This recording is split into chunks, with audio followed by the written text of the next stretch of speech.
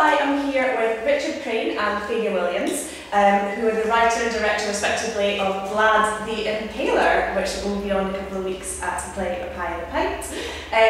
Hello. I want to start off just by saying we've got merchandise in this. Yeah. Look at that dedication. That's Vlad actually on a t-shirt.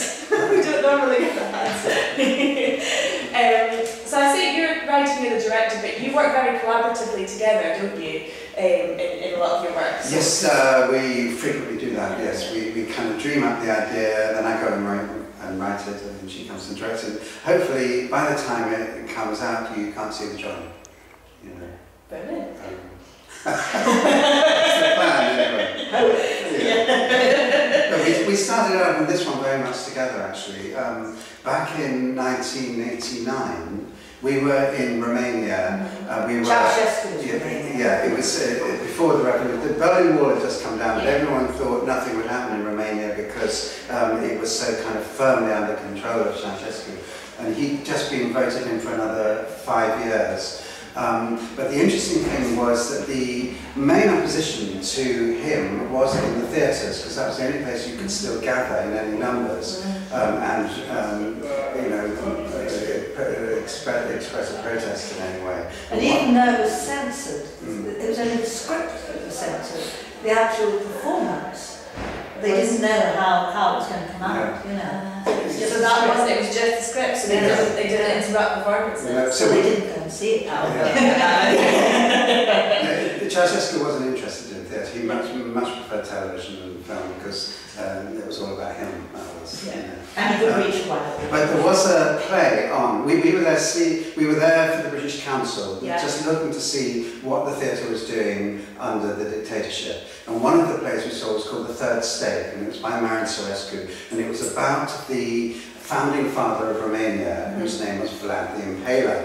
And in Romania, Vlad is celebrated as a national hero, you know. And it was only really the invention of the printing press and all the dissidents that left Romania at the time, back in the 50th century, that increased Vlad's image into the legend that became Dracula.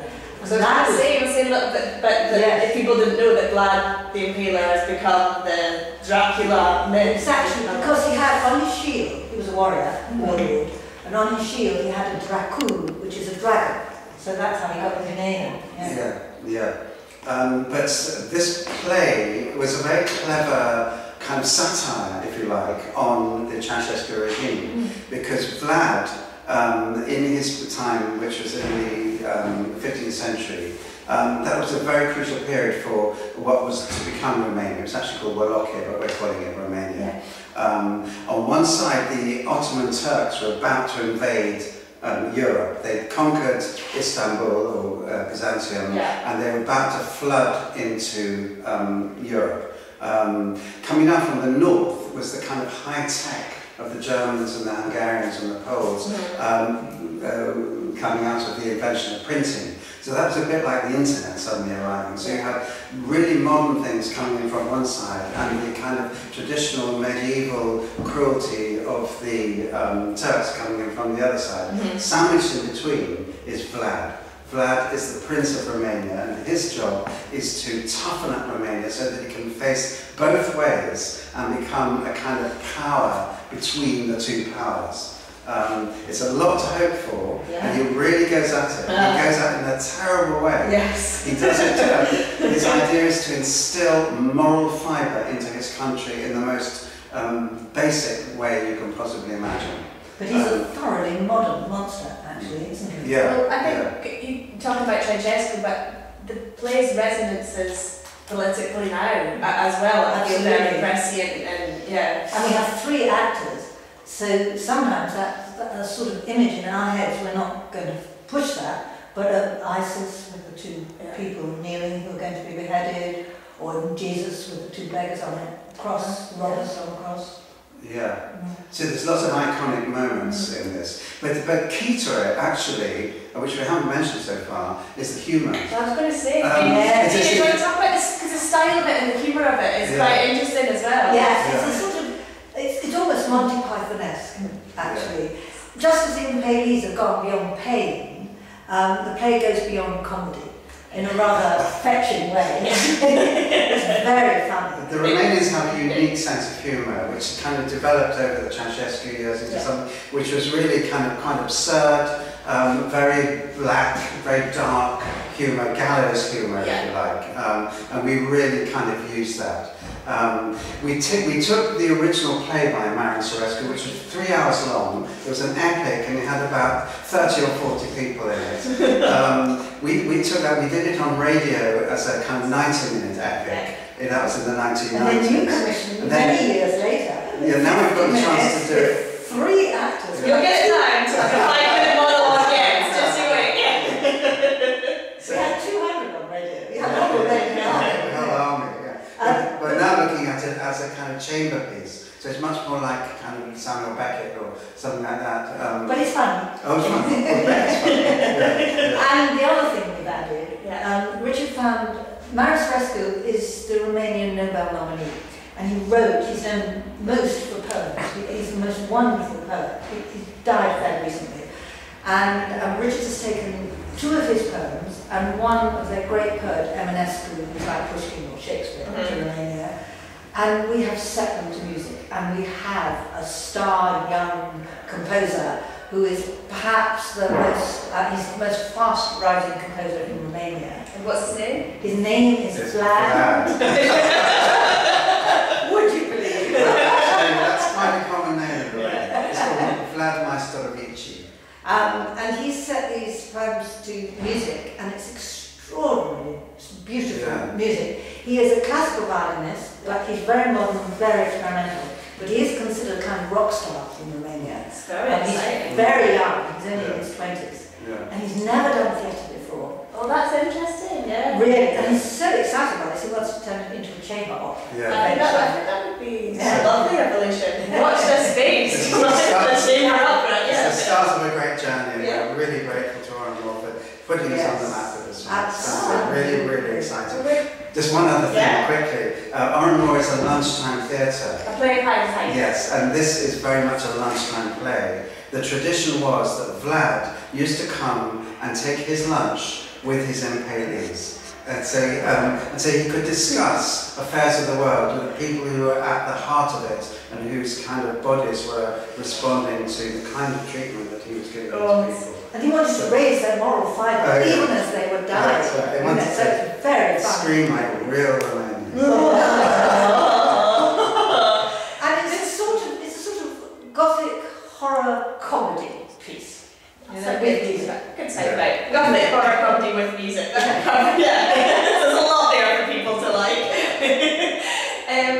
You've got a brilliant cast as well. Do you want to say a bit about the cast that you've got? Yes. Sure. It's a wonderful mix, actually. We have Jack Claff, who's not played in Glasgow for a long time. No. He used to play a lot of theatre. And he's much. And just after we cast him, we went home to have our supper and put on the telly, and there he was in James Bond. Playing a villain, you know. And he's just been playing Dracula in Newcastle under Lyme. So I said I'm casting you in the pre-chorus. Then we have a smashing Scottish actor called Ian Robertson. Well known to play part. Well, we saw him in Bridge. We saw him play for Bridge. And he just fits the bill perfectly. Didn't even have to audition him because we'd seen him working. And he so liked his work. He's a natural, and he's a natural comedian, yet he's also got that capacity to kind of tear your heart out as well. And then we have one of the Impalees is Anna Maria Naburia, and she's worked with Brighton Theatre, our company, twice before. She played Josephine Baker in a play about Josephine Baker. And our Gaza play that we did, she was the warehouse, because it's about bombing, the Israeli bombing of the warehouse of aid. And instead of making it political one side or the other, we actually had the warehouse speaking about what happened when they were bombed, and she was the warehouse.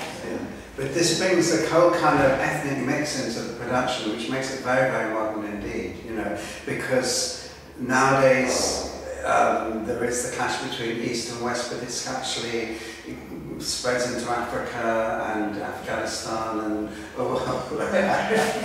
so I mean without being obvious, we create images which should resonate with what you read in yesterday's news. Yeah. And also it's very modern because when you type in Vlad the Impaler into your computer, the autocorrect is Vlad the Emailer.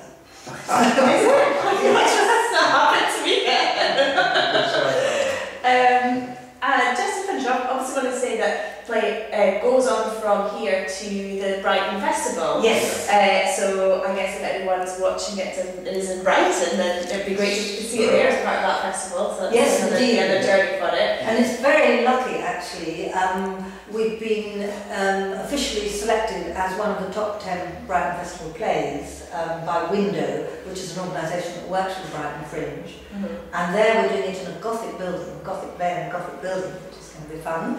And it's great. I mean, one of the great things for Brighton Theatre is actually to be co-producing with Oran Moore a play of Pie and Pipe, which we've never done before. So that's really important to us, and to take Oran Moore's play of Pie and Pipe down to Brighton by the sea. Yeah. And we're bringing lunchtime theatre to Brighton because there isn't much of it down there. There's none, really. We, in fact, I think we're probably the only. Are we the only one? We may well be. Let's just say what that's about.